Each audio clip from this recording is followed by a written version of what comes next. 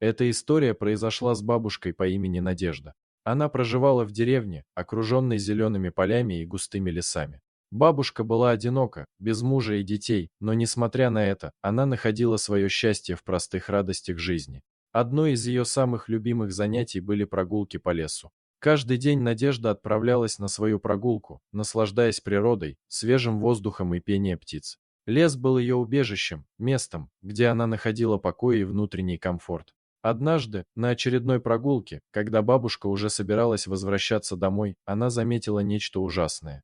Глубоко в лесу, в укромном месте, лежал гроб. Сердце Надежды забилось сильнее, а в ее голове мелькнули самые страшные мысли. Она подошла ближе и с трепетом открыла крышку гроба. Что она увидела, потрясло ее до глубины души.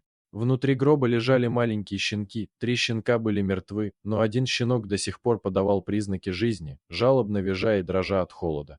Надежда испугалась, но в ее сердце зародилась сила и желание помочь этому беззащитному созданию.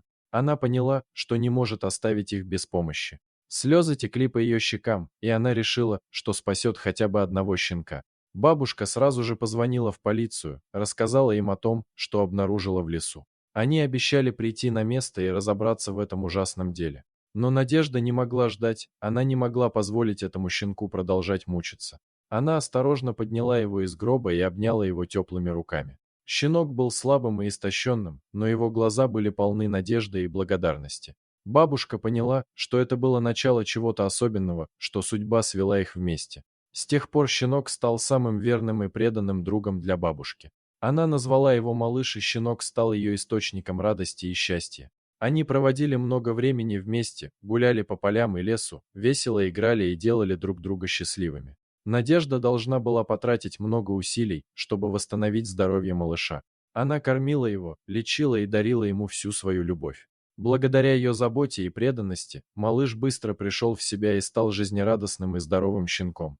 Со временем малыш и Надежда стали неразлучными друзьями и компаньонами. Они проводили множество прекрасных моментов вместе, деля друг с другом радость и горе, поддерживая и утешая друг друга. Надежда больше не была одинока, малыш заполнил ее жизнь радостью и любовью. Она придумывала для него игры, гладила его мягкую шерстку и говорила ему о своих мечтах и планах. Малыш всегда слушал ее внимательно, словно понимая каждое слово. Жители деревни, узнав о том, что произошло с Надеждой и малышом, были поражены и восхищены ее силой и добротой. Они уважали и любили бабушку за ее заботу о животных и неустанную борьбу за справедливость. История Надежды и малыша стала примером для других людей. Она показала, что сила воли и доброта могут изменить жизнь и преодолеть самые трудные испытания. Бабушка Надежда и малыш стали символом надежды и любви для всех, кто слышал их историю.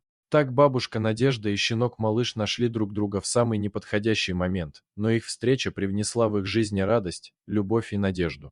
Они доказали, что одиночество может быть преодолено, если есть вера в доброту и силу любви. И они жили долго и счастливо вместе, тепло и радость наполняли их сердца до самого конца. Вот такая удивительная история. А что вы думаете по поводу данной истории? Делитесь своим мнением в комментариях.